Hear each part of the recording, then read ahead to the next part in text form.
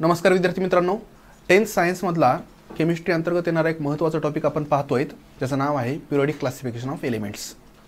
याच्यामध्ये आपण अगदी सुरुवातीपासून क्लासिफिकेशनचे जे काही वेगवेगळे प्रयत्न केलेले आहेत शास्त्रज्ञांनी, त्याच्यामध्ये मग डोबेरायनरचे ट्रायड्स किंवा मग न्यूलँडचे ऑक्टेव्ज, अगदी सगळ्यात बेस्ट असा जो काही एक एक्सपेरिमेंट होता किंवा प्रयत्न जो काही होता, तर ते मेंडेलीवचा पिरियडिक टेबल।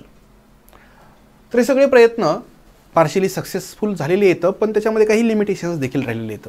महत्त्वाचं जे काही लिमिटेशन होतं तर ते सगळ्यांनी ॲटॉमिक मासला कन्सिडर केलेलं आहे।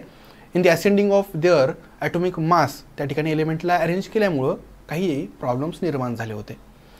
पण आज आपल्याला मॉडर्न पिरियडिक टेबलविषयी चर्चा करायची, आणि हा मॉडर्न पिरियडिक टेबल एवढ्या मोठ्या प्रमाणात का सक्सेसफुल झाला याचा देखील विचार करायचा आहे। तर मित्रांनो, याला तयार करण्यामध्ये महत्त्वाचा रोल होता हेनरी मोसले नावाच्या शास्त्रज्ञाचा।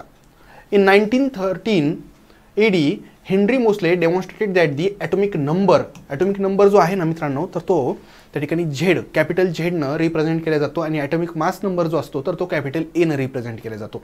ठीक आहे, म्हणजे एकंदर हा या पद्धतीनं रिप्रेझेंट केला जातो। एक्स म्हणजे स्पेसिफिक एलिमेंट कोणतंही असू शकतं, हे झेड जे काही आहे तर ते ॲटॉमिक मास नंबर आहे, ॲटॉमिक नंबर आहे, आणि ए जो काही आहे तर तो atomic mass number. For example कार्बनला तुम्हाला दाखवायचं आहे तर कार्बन 6 आणि 12, 6 म्हणजे ॲटॉमिक नंबर आणि 12 म्हणजे ॲटॉमिक मास नंबर। तर त्यानं काय सांगितलं की atomic number of an element corresponds to the positive charge on the nucleus or the number of protons in the nucleus of the atom of that element। म्हणजे एकंदर atomic number जो आहे तर तो प्रोटॉनच्या संख्ये इतका असतो, आणि प्रोटॉनची संख्या इक्वल असते न्यूक्लियसवरच्या पॉझिटिव्ह चार्जशी। साहजिकच त्या ठिकाणी एखाद्या ॲटमवर जो काही पॉझिटिव्ह निगेटिव्ह चार्ज असतो तर हा महत्त्वाचा असतो, कारण ॲटम हा इलेक्ट्रिकली न्यूट्रल असतो, आणि ॲटममध्ये प्रोटॉनची संख्या जेवढी असते तर तेवढीच इलेक्ट्रॉनची संख्या असते। आणि हेच एक महत्त्वाचं कारण आहे की प्रोटॉनचा पॉझिटिव्ह चार्ज, एका प्रोटॉनचा पॉझिटिव्ह चार्ज आणि एका न्यूट्रॉनचा पॉझिटिव्ह चार्ज ह्यांची मॅग्निट्यूड जे काही आहे तर ते सेम असते, फक्त त्या ठिकाणी प्रोटॉनचा पॉझिटिव्ह असतो तर इलेक्ट्रॉनचा निगेटिव्ह असतो। त्यामुळं net charge on any atom is always 0, कारण न्यूट्रॉनवर कोणताही चार्ज नसतो। आणि ही सगळी गोष्ट पाहिल्यानंतर त्याच्या असं लक्षात आलं की आपण इतके दिवस म्हणजे आजपर्यंत जे काही ॲटॉमिक मासला महत्त्व देत आलो तर त्याच्याऐवजी ॲटॉमिक नंबरच्या असेंडिंग ऑर्डरमध्ये जर आपण एलिमेंटला अरेंज केलं तर त्या ठिकाणी नक्कीच क्लासिफिकेशन आणखी सक्सेसफुल बनू शकेल। This revealed that the atomic number is more fundamental property of an element than its atomic mass। म्हणजे ॲटॉमिक मासपेक्षा ॲटॉमिक नंबर जो काही आहे तर ही मोर फंडामेंटल आणि जास्त गॅरंटेड अशी प्रॉपर्टी आहे एखाद्या एलिमेंटची। मॉडर्न पिरियडिक लॉ जो आहे तर तो काय सांगतो, तर मागच्या मेंडेलीवच्या पिरियडिक लॉमध्ये फक्त एक शब्द इथं वेगळा आहे। Properties of elements are periodic function of their atomic number. मेंडेलीवनं सांगितलं होतं properties of elements are periodic function of their atomic masses. हे कोणाचं स्टेटमेंट होतं? मेंडेलीवच्या पिरियडिक लॉचं। फक्त मॉडर्नमध्ये त्या ॲटॉमिक मासच्या ऐवजी काय केलं बरं, ॲटॉमिक नंबर हा शब्द घेतला, आणि त्या ठिकाणी सगळंच काही चेंज झालं। मित्रांनो, मॉडर्न पिरियडिक लॉ टेबललाच त्या ठिकाणी आणखी एक नाव दिलं जातं, ते म्हणजे long form of periodic table. In modern periodic table the elements are arranged in increasing order of their atomic number. ठीक आहे, ॲटॉमिक नंबरच्या इन्क्रीजिंग ऑर्डरमध्ये हे सगळे एलिमेंट्स अरेंज केलेले असतात, आणि ह्या प्रॉपर्टीज ज्या काही आहेत the properties of elements can be predicted more accurately with the help of modern periodic table. जेव्हा आपण मेंडेलीवमध्ये वगैरे पाहिलं तिथे एक लिमिटेशन्स आली की दोन एलिमेंट्सच्या मध्ये जो काही गॅप असायचा तर नेमका कोणत्या ॲटॉमिक मासचा एलिमेंट तिथं असू शकतो, किंवा जे काही ॲटॉमिक मास वाढायचे ना तर ते एका पर्टिक्युलर पॅटर्ननं वाढायचे नाहीत। फॉर एक्झाम्पल समजा एक्स, वाय आणि झेड हे तीन इमॅजिनरी आपण एलिमेंट पाहूया। एक्सचा ॲटॉमिक मास 10 आहे, वायचं 11 आहे, आता झेडचं 12 असेल असं काही नाही, झेडचं डायरेक्ट 15 असू शकायचं। म्हणजे या ठिकाणी वाढ जी काही आहे ना तर ती एका पर्टिक्युलर पॅटर्नमध्ये नसायची, वाढायचा ॲटॉमिक मास पण तो पॅटर्न मात्र डिस्टर्ब व्हायचा। इथं मात्र तसं नाही आहे, ॲटॉमिक नंबर प्रत्येक वेळेस एकनंच वाढतो। ठीक आहे, म्हणजे अगदी हायड्रोजनपासून ते 118 ॲटॉमिक नंबरपर्यंतच्या एलिमेंटपर्यंत जर पाहिलं तर ॲटॉमिक नंबर 1, 2, 3, 4 याच पद्धतीनं त्या ठिकाणी वाढत जातो।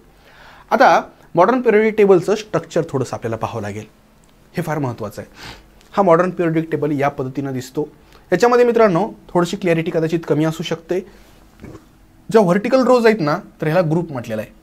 काय म्हटलेलं आहे बरं? ग्रुप। किती ग्रुप आहेत बरं? 1 2 3 4 5 6 7 8 9 10 11 12, त्यानंतर हे 13 14 15 16 17 आणि 18 ग्रुप किती येतं? 18 आहेत. पक्क लक्षात ठेवा, ग्रुपची संख्या 18 आहे. आणि ज्या हॉरिझॉन्टल रोज आहेत तर त्यांना पिरियड म्हटलेला आहे. 1 2 3 4 5 6 आणि 7. ठीक आहे, पिरियडची संख्या किती आहे? तर 7 आहे. तू म्हणाल हा काय प्रकार आहे? ह्या दोन सिरीज आहेत. ॲक्च्युली या पिरियडमधल्याच ह्या सिरीज ज्या काही येतात तर ह्या पिरियडच्याच भाग आहेत. स्पेशली ही जी लॅन्थेनाइड सिरीज आहे तर ही पिरियड नंबर 6चाच भाग आहे आणि ॲक्टिनाइड सिरीज जी आहे तर ती पिरियड नंबर 7चा भाग आहे. ओके, इथपर्यंत तुम्हाला लक्षात आलेलं असेल. म्हणजे मॉडर्न पिरियडिक टेबलमध्ये 18 ग्रुप आहेत आणि 7 पिरियड आहेत आणि त्यामध्ये 6व्या आणि 7व्या पिरियडचाच त्या ठिकाणी सब पार्ट म्हणजे खाली 2 ज्या काही सेपरेट सिरीज आहेत ना, लॅन्थेनाइड आणि ॲक्टिनाइड, तर ते आपण इथं पाहू शकतो. ओव्हरऑल जर पाहिलं तर इथं एकूण किती बॉक्सेस आहेत? तर 118 आहेत. एकूण बॉक्सेस जे काही आहेत तर ते 118. हा शेवटचा एलिमेंट आहे बघा, हा शेवटचा, याचा ॲटॉमिक नंबर 118 आहे. ओके, आता या ठिकाणी जर तुम्ही बघितलं, the modern periodic table consist of 7 horizontal rows, त्याला पिरियड म्हटलं जातं, आणि व्हर्टिकल कॉलम जे आहेत तर त्याला ग्रुप्स म्हटलं जातं. अरेंजमेंट जी काही आहे तर ती या स्पेसिफिक अरेंजमेंटमुळे बॉक्सेस तयार होतात आणि ह्या बॉक्समध्ये प्रत्येक बॉक्समध्ये एक एलिमेंट या पद्धतीनं अरेंजमेंट असते. म्हणजे आधीच्यासारखं नाही आहे एकाच बॉक्समध्ये दोघं ॲडजस्ट केलेले, इथं कोबाल्ट आणि निकेल एकत्रच, तसं नाही आहे. इथं तुम्हाला प्रत्येक बॉक्समध्ये, प्रत्येक घरामध्ये, प्रत्येक खोलीमध्ये फक्त एकच एलिमेंट पाहायला भेटेल. त्यासोबतच या ठिकाणी ह्या 7 हॉरिझॉन्टल जे काही पिरियड येतं त्याच्यासोबतच या ठिकाणी लॅन्थेनाइड आणि ॲक्टिनाइड अशा 2 सिरीज देखील येतात, ज्या की पिरियडिक टेबलच्या सगळ्यात खाली दाखवलेल्या येतात. एकूण बॉक्सची संख्या किती आहे रे? 118. त्याच्यानंतर एंटायर पिरियडिक टेबल जो आहे तर तो 4 त्या ठिकाणी ब्लॉकमध्ये डिवाइड केलेला आहे. त्या ब्लॉकला SPDF म्हटलेला आहे. बघा, हे पहिले जे काही 2 ग्रुप आहेत ना, पहिला आणि दुसरा ग्रुप, तर ह्याला S ब्लॉक म्हटलेला आहे. त्यानंतर 13 पासून ते 18 पर्यंत हे जे काही एवढं आहे ना तर ह्याला P ब्लॉक म्हटलेला आहे. हे मधले जे काही येतं 3 पासून ते 12 पर्यंत याला D ब्लॉक म्हटलेला आहे. आणि खालच्या ज्या 2 सिरीज येतात तरी त्याला F ब्लॉक म्हटलेला आहे. पुन्हा एकदा बघा, पहिला आणि दुसरा ग्रुप S ब्लॉक, 13 पासून ते 18 पर्यंतचा जो काही ग्रुप आहे तर त्याला P ब्लॉक म्हटलेला आहे. त्यानंतर 3 पासून ते 12 पर्यंतचा जो काही आहे ना हा बॉक्स एवढा, तर ह्याला D ब्लॉक म्हटलेला आहे. आणि या ठिकाणी खालच्या ज्या 2 सिरीज आहेत ना तर ह्यांना F ब्लॉक म्हटलेला आहे. S ब्लॉक पहिला आणि दुसऱ्या ग्रुपमधले एलिमेंट, P ब्लॉक 13 ते 18 ग्रुपमधले एलिमेंट, 3 ते 12 मधले एलिमेंट जे आहेत तर त्यांना D ब्लॉक म्हटलेला आहे. याच याला ट्रान्झिशन एलिमेंट देखील म्हटलेलं आहे, कारण या ठिकाणी S ब्लॉकमध्ये तुम्हाला मेटल पाहायला भेटतील, इकडं नॉन मेटल पाहायला भेटतील, आणि एकंदर इकडून लेफ्टकडून राईटकडे जात असताना मेटलिक प्रॉपर्टी कमी होतात आणि नॉन मेटलिक प्रॉपर्टी ज्या आहेत एलिमेंट्सच्या तर त्या वाढतात. याचा अर्थ इथल्या एलिमेंटमध्ये तुम्हाला एक प्रकारचं ट्रान्झिशन पाहायला भेटतं, म्हणून त्यांना काय म्हटलेलं आहे रे? Transition element. आणि सगळ्यात शेवटी F ब्लॉकमध्ये कोण आहे रे? लॅन्थेनाइड आणि ॲक्टिनाइड. आणखी एक महत्त्वाचं, इथं P ब्लॉकमध्ये जर पाहिलं ना तुम्ही, पुन्हा एकदा पाहूया, P ब्लॉकमध्ये या पद्धतीने एक झिगझॅग लाईन आहे बघा, ही झिगझॅग लाईन आहे. ही झिगझॅग लाईन जी आहे ना तर ही लेफ्ट साईडचे मेटल आणि राईट साईडचे नॉन मेटल यांना डिवाइड करते. म्हणजे इकडचे जे काही येतं तर हे मेटल येतं ह्या झिगझॅग लाईनच्या, आणि इकडचे नॉन मेटल येतं. याचा अर्थ सिलिकॉन असो, जर्मेनियम असो, हे सगळेजण ज्या लाईनवरचे आहेत ना ह्यांना मेटलॉइड म्हटलेलं आहे. यांना काय म्हटलेलं आहे रे? मेटलॉइड म्हटलेलं आहे. That zigzag line is drawn in the P block of the periodic table. Metals lie on the left side of that line, zigzag line, while non-metals lie on the right side of this line. आणि त्या लाईनवर असणारी जे काही आहे तर त्यांना काय म्हटलेलं आहे रे? मेटलॉइड्स म्हटलेलं आहे. तर त्याच्यावर कोण कोण आहेत हे तुम्ही व्यवस्थित पिरियडिक टेबल पाहून सांगू शकता. त्याच्यानंतर सगळ्यात महत्त्वाचं इलेक्ट्रॉनिक कॉन्फिगरेशन. इलेक्ट्रॉनिक कॉन्फिगरेशन जे काही आहे तर ते समजून घ्यायचं असेल तर एखाद्या अणूची, ॲटमची रचना पाहावी लागेल. हा जो आहे तर त्या ॲटमचा न्यूक्लियस आहे. ठीक आहे, फॉर एक्झाम्पल हा कार्बन आहे. कार्बन किंवा आपण सोडियम घेऊया. सोडियममध्ये प्रोटॉन किती असतील रे? न्यूक्लियसमध्ये 11 प्रोटॉन असतील, आणि न्यूट्रॉन किती असतील? 11. ठीक आहे, किंवा न्यूट्रॉनचा काही विचार नाही करायचा इथं. आता प्रोटॉन जेवढे काही आहेत तर तेवढेच काय असतील रे? इलेक्ट्रॉन असतील. मग पहिल्या ऑर्बिटमध्ये किंवा त्याला शेल म्हणूया, दुसरी शेल आणि तिसरी शेल, एकूण इलेक्ट्रॉन किती येतं तर 11 येतं. पहिल्या शेलमध्ये 2 इलेक्ट्रॉन असतील. प्रत्येक शेलची कॅपॅसिटी असते, त्याच्यासाठी एक फॉर्म्युला देखील असतो, तो थोड्याच वेळात आपल्याला पाहायचा आहे. तो फॉर्म्युला असतो 2n², ज्याच्यानुसार पहिल्या शेलमध्ये 2 इलेक्ट्रॉन असू शकतात जास्तीत जास्त, दुसऱ्या शेलमध्ये जास्तीत जास्त 8 इलेक्ट्रॉन असू शकतात, आणि तिसऱ्या शेलमध्ये 18, आणि चौथ्या शेलमध्ये 32 इलेक्ट्रॉन असू शकतात. इथं एकूण आपल्याकडे इलेक्ट्रॉन किती येत रे 11 इलेक्ट्रॉन्स आहेत. पहिल्या शेलमध्ये हे 2 इलेक्ट्रॉन, दुसऱ्या शेलमध्ये 8 इलेक्ट्रॉन झाले, 8 2 आणि हे किती 8, म्हणजे 2 आणि 8 किती झाले रे 10. आणखी एक इलेक्ट्रॉन आपल्याकडे आहे, तो तिसऱ्या शेलमध्ये जाईल. बरोबर आहे, तो काय जाईल बरं तिसऱ्या शेलमध्ये. म्हणजे एकंदर पहिल्या शेलकडून बाहेरच्या शेलमध्ये ज्या ज्या पद्धतीनं ज्या पॅटर्न इलेक्ट्रॉनचं अरेंजमेंट झालेली आहे तर ते असतं electronic configuration.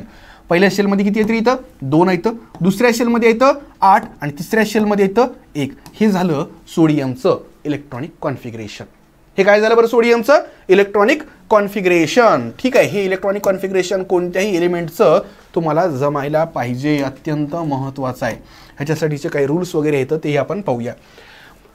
Properties of elements in the same group show similarity and gradation. अगदी बरोबर आहे. तुम्ही जर पाहिलं तर एकाच ग्रुपमध्ये जे काही एलिमेंट्स आहेत ना तर त्यांच्या प्रॉपर्टीजमध्ये सिमिलॅरिटी असते. फॉर एक्झाम्पल हा पहिला ग्रुप जो काही आहे ना तर त्या पहिल्या ग्रुपमध्ये अल्कली मेटल्स असतात, अल्कली मेटल्स असतात, आणि दुसऱ्या ग्रुपमध्ये अल्कलाइन अर्थ मेटल्स असतात. ठीक आहे, आता पहिल्या ग्रुपमध्ये कोण आहे हायड्रोजन आहे, त्याच्यानंतर लिथियम आहे, त्याच्यानंतर सोडियम आहे, पोटॅशियम आहे. ठीक आहे, हा पोटॅशियम. इथं लिथियम असो, सोडियम असो, पोटॅशियम असो, यांच्या केमिकल प्रॉपर्टीज कशा आहेत रे सेम आहेत. का बरं हे सगळे अल्कली मेटल आहेत आणि म्हणून ते एकाच ग्रुपमध्ये येतं. समजा तुम्ही जर 17वा ग्रुप जर पाहिला तर 17व्या ग्रुपमध्ये हॅलोजन येतात बघा. 17व्या ग्रुपमध्ये कोण आहेत रे हॅलोजन येतं. त्याच्यामध्ये कोण आहेत रे हॅलोजनमध्ये क्लोरीन आहे, फ्लोरीन आहे, ब्रोमीन, आयोडीन, हे सगळेजण काय आहेत बरं 17व्या ग्रुपमध्ये. सगळ्यांच्या केमिकल प्रॉपर्टी जे आहेत तर ते सेम आहेत, कारण त्याचं इलेक्ट्रॉनिक कॉन्फिगरेशन जे आहे तर त्याच्यामध्ये सिमिलॅरिटी आहे. त्यांच्या आउटरमोस्ट इलेक्ट्रॉनिक ऑर्बिटमध्ये, आउटरमोस्ट शेलमध्ये 7 इलेक्ट्रॉन असतात. किती 7 इलेक्ट्रॉन असतात. आणि म्हणून या ठिकाणी प्रत्येक ग्रुपमध्ये असणारे, सेम ग्रुपमध्ये असणारे जे काही त्या ठिकाणी एलिमेंट्स असतात तर त्यांच्या केमिकल प्रॉपर्टीज तुम्हाला बऱ्यापैकी सिमिलर दिसतात. Properties of the elements change slowly from one end to the other end of the period. आता पिरियडचा जर विचार केला तर या ठिकाणी पिरियड कसे असतात रे हॉरिझॉन्टल असतात. पिरियड हॉरिझॉन्टल असतात. फॉर एक्झाम्पल आपण या ठिकाणी तिसरा पिरियड बघूया. ठीक आहे, सोडियम, मॅग्नेशियम, ॲल्युमिनियम, सिलिकॉन, ठीक आहे, फॉस्फरस, सल्फर, क्लोरीन. ठीक आहे, तर या पद्धतीनं तुम्ही लेफ्ट टू राईट त्या ठिकाणी गेलेला येतात. आणि इथं आर्गॉन बघा. सोडियम एकदम स्ट्रॉंग मेटल आहेत, हाई मेटल आहे, पण मेटॅलिक प्रॉपर्टी आता इकडं कमी व्हायली. सिलिकॉन हा मेटलॉइड आहे, इकडे नॉन मेटॅलिक प्रॉपर्टी आता वाढायली. म्हणजे एकंदर एका पिरियडमध्ये लेफ्ट टू राईट जात असताना किंवा राईट टू लेफ्ट जात असताना काही स्पेशल तुम्ही जर प्रॉपर्टी जर बघितल्या तर त्यांच्यामध्ये त्या ठिकाणी अगदी छोट्या प्रमाणात का होईना पण चेंज होत असतो. सोडियम हा स्ट्रॉंग मेटल आहे, मॅग्नेशियम त्याच्यापेक्षा थोडासा वीक आहे, ॲल्युमिनियम त्याच्यापेक्षा आहे आणखी थोडासा वीक आहे, सिलिकॉन हा तर मेटलॉइडच आहे, हा आता इकडं त्या ठिकाणी नॉन मेटॅलिक प्रॉपर्टी चालू झालेल्या आहेत. म्हणजे लेफ्ट टू राईट जात असताना मेटॅलिक प्रॉपर्टी कमी व्हायल्यात आणि लेफ्ट टू राईट जात असताना नॉन मेटॅलिक प्रॉपर्टी हळूहळू वाढायल्यात असंही आपण म्हणू शकतो. This characteristics of the groups and periods in the modern periodic table are because of the electronic configuration of the element. हा जो चेंज व्हायला आहे ना त्याचं कारण जे काही आहे तर ते इलेक्ट्रॉनिक कॉन्फिगरेशन आहे.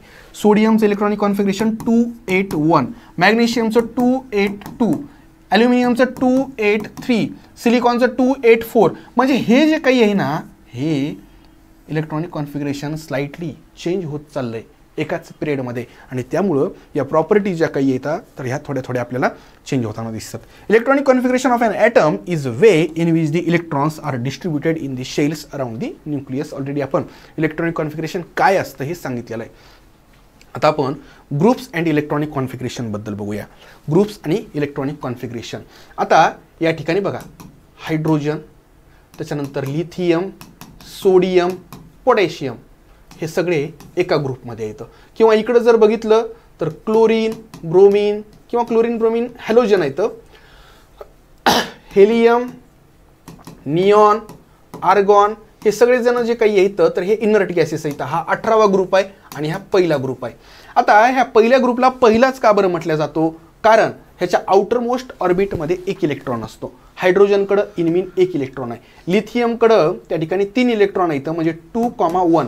सोडियमकडं 11 इलेक्ट्रॉन येतं 2,8,1. पोटॅशियमकडं त्या ठिकाणी एकूण 19 इलेक्ट्रॉन येतं 2 म्हणजे 2,8,8,1.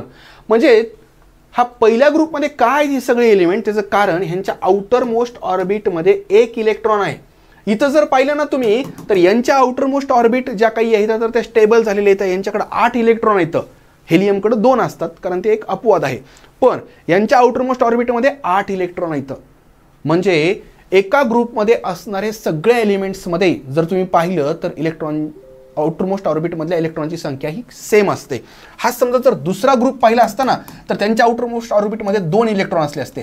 तिसऱ्या ग्रुपमध्ये 3 इलेक्ट्रॉन असले असते. हा प्रकार जो आहे तर तो आपल्याला पाहायला भेटतो. Number of valence electron. आता आउटर मोस्ट ऑर्बिटमध्ये जे इलेक्ट्रॉन्स असतात तर त्याला काय म्हटलं जातं? तर त्याला व्हॅलन्स इलेक्ट्रॉन म्हटलं जातं. त्याला काय म्हटलं जातं? Valence electrons. इथं या ठिकाणी एक डायग्राम आहे. Beryllium, magnesium, calcium. बेरिलियम हा दुसऱ्या ग्रुपमधला आहे, मॅग्नेशियम दुसऱ्या ग्रुपमधला आहे, कॅल्शियम दुसऱ्या ग्रुपमधला आहे. आता याचा पिरियड जर बघितला बेरिलियमचा तर व्यवस्थित जर पाहिलं तर हा सेकंड पिरियड आहे, हा थर्ड पिरियड आहे आणि हा या ठिकाणी फोर्थ पिरियड आहे. आणि ग्रुपचा जर विचार केला तर हा सेकंड ग्रुप आहे. तुम्ही म्हणाल कशावरून? आउटर मोस्ट ऑर्बिट बघा 2 2 2. प्रत्येकामध्ये आउटर मोस्ट ऑर्बिटमध्ये 2 इलेक्ट्रॉन येतं आणि आउटर मोस्ट ऑर्बिटमधले इलेक्ट्रॉन्स म्हणजे कोणते? व्हॅलन्स इलेक्ट्रॉन म्हटलं जातं. त्याला काय म्हटलं जातं? Valence electrons. ठीक आहे. म्हणजे हा जो काही ग्रुप आहे सेम आहे. आता तुम्ही म्हणाल की ठीक आहे एका ग्रुपमधल्या आउटर मोस्ट ऑर्बिटमधल्या इलेक्ट्रॉनची संख्या सेम असते. ठीक आहे. मग आता या ठिकाणी तुम्ही वरतून जर खाली येऊ लागलात म्हणजे हा दुसरा पिरियड आहे, हा तिसरा पिरियड आहे, हा चौथा पिरियड आहे. नेमकं चेंज काय होतं? Beryllium second group second period, magnesium second group third period, calcium second group fourth period. Period म्हणजे काय? तर पिरियड म्हणजे नंबर ऑफ शेल्स. ह्याला आपण सेकंड पिरियडमध्ये का ठेवलंय? कारण ह्याच्याकडे 2 शेल आहेत. पहिली शेल आणि दुसरी शेल ज्याला आपण ऑर्बिटही म्हणू शकतो. तिसरं जे काही आहे तर ह्याच्यामध्ये 3 शेल आहेत. 3 शेल आहेत म्हणून तिसरा पिरियड. याच्याकडे 4 शेल आहेत. 1 2 3 4. लक्षात घ्या आउटर मोस्ट ऑर्बिटमध्ये जरी सेम इलेक्ट्रॉन्स जरी असतील तरी देखील त्या ठिकाणी इथं 2 ऑर्बिट किंवा 2 शेल 3 शेल 4 शेल. ह्याच्या खाली जर बघितलं तर 5 शेल असतील म्हणून तो 5व्या पिरियडमध्ये आहे. ही गोष्ट तुमच्या लक्षात यायला पाहिजे. ठीक आहे. म्हणजे टॉप टू बॉटम एकाच ग्रुपमधले काय चेंज होतो तर एकाच ग्रुपमध्ये असणाऱ्या एलिमेंट्समध्ये नंबर ऑफ शेल्स जे आहेत तर त्यांची संख्या वाढत जाते. आणि एका पिरियडमध्ये काय होतं बरं? नंबर ऑफ शेल्स तेवढ्याच राहतात पण आउटर मोस्ट ऑर्बिटमध्ये जे इलेक्ट्रॉन्स आहेत तर त्यांची संख्या वाढत जाते. For example sodium. ठीक आहे. आता इथं हा मॅग्नेशियम 12 आहे आणि इथं ह्याच्या अलीकडे कोण असणार बरं? त्याच पिरियडमध्ये सोडियम असणार आहे. हा 282 आहे, हा 281 असणार आहे. दोघंही एकाच पिरियडमध्ये येतं. तिसऱ्या पिरियडमध्ये 281 282 283 284 या पद्धतीनं. ठीक आहे. तर या ठिकाणी while going from top to bottom within any group the number of shells goes on increasing. एकाच ग्रुपमध्ये वरतून खाली जाताना नंबर ऑफ शेल्स वाढत जातात. आता पिरियड आणि इलेक्ट्रॉनिक कॉन्फिगरेशन यांचा सहसंबंध जर पाहिला तर मी तुम्हाला ऑलरेडी सांगितलेलं आहे. काय होतं बरं? तर या ठिकाणी एकाच पिरियडमध्ये तुम्ही लेफ्ट टू राईट जर जात असाल तर ॲटॉमिक नंबर एकतर वाढत जातो आणि त्यासोबतच आउटर मोस्ट इलेक्ट्रॉन जो आहे किंवा व्हॅलन्स इलेक्ट्रॉन तर त्यांची संख्या देखील एक वाढत जाते. इथं मी तुम्हाला सांगितलं 281 282 283 284 या पद्धतीनं हे वाढत जातं. फॉर एक्झाम्पल इथं आणखी एक त्या ठिकाणी डायग्राम आहे. Sodium, magnesium, aluminium, silicon, phosphorus, sulphur, chlorine, argon सगळे एका पिरियडमध्ये येतं. कितवा पिरियड आहे तो? तिसरा. काय चेंज व्हायला आहे बरं? ह्या सगळ्यांकडं 3 शेल येतात कारण ते एकाच पिरियडमध्ये येतं. पण आउटर मोस्ट ऑर्बिट म्हणजे व्हॅलन्स इलेक्ट्रॉनची संख्या बघा 1 2 3 4 5 6 7 8. इथं बघा सेकंड पिरियडमध्ये नंबर ऑफ शेल्स किती असतील? 2 असतील. आउटर मोस्ट ऑर्बिटमध्ये जे काही इलेक्ट्रॉन्स आहेत म्हणजे व्हॅलन्स इलेक्ट्रॉन त्यांची संख्या 1 2 3 4 5 6 7 8. 7 म्हणजे काय बरं? किंवा या ठिकाणी जर मी म्हणत असेल की बाबा 2 म्हणजे काय, तर हा दुसऱ्या ग्रुपमध्ये आहे. लक्षात आलं का? त्याच्यानंतर या ठिकाणी electron holding capacity of each shell, पहिल्या शेलमध्ये किंवा पहिल्या ऑर्बिटमध्ये किती इलेक्ट्रॉन्स मॅक्झिमम बसू शकतात. तर याच्यासाठी फॉर्म्युला आहे 2n². n म्हणजे काय बरं, नंबर ऑफ दॅट शेल किंवा ऑर्बिट. आता n म्हणजे समजा पहिल्या ऑर्बिटबद्दल आपण बोलतोय तर 2 × 1² म्हणजेच काय बरं 2. दुसऱ्या ऑर्बिटबद्दल बोलतोय n म्हणजे 2 जर घेतलं तर 2 × 2² म्हणजे किती झालं रे, हे वेबे 4 आणि 4 2 8. n म्हणजे 3 जर घेतलं 2 × 3² म्हणजे किती झालं रे, तर हे झालं 18. आणि n म्हणजे जर 4 घेतलं तर 2 × 4² म्हणजे हे 4 16 आणि 32. 2 8 18 32, 2 8 18 32 हे या ठिकाणी प्रत्येक शेलमध्ये. पहिल्या शेलला हे नावही तुम्हाला माहिती पाहिजे. पहिल्या शेलला K म्हटलं जातं, दुसऱ्या शेलला L म्हटलं जातं, तिसऱ्या शेलला M म्हटलं जातं आणि चौथ्याला N या नावानं म्हटलं जातं. ठीक आहे. आता पिरियडिक ट्रेंड्स हा एक प्रकार आपल्याला पाहायचा आहे. म्हणजे एकंदर सेम पिरियडमध्ये लेफ्ट टू राईट जात असताना कशा पद्धतीनं चेंजेस होत असतात, सेम ग्रुपमध्ये टॉप टू बॉटम जात असताना कशा पद्धतीनं ज्या कॅरेक्टर्स आहेत एलिमेंट्सचे तर ते चेंज होत असतात, हे आपल्याला याच्यानंतरच्या लेक्चरमध्ये पाहायचं आहे. आशा करतो तुम्हाला सगळ्या गोष्टी व्यवस्थित पद्धतीनं समजावण्यात मी यशस्वी झालेलो आहे. ज्या काही नेक्स्ट लेक्चरमध्ये गोष्टी पाहायच्या आहेत ते म्हणजे या ठिकाणी व्हॅलन्सी असो किंवा मग जे काही पिरियडिक ट्रेंड्स आहेत तर त्याबद्दल आपल्याला पाहायचं आहे. तर भेटूया नेक्स्ट लेक्चरच्या निमित्तानं. तोपर्यंत खूप खूप धन्यवाद.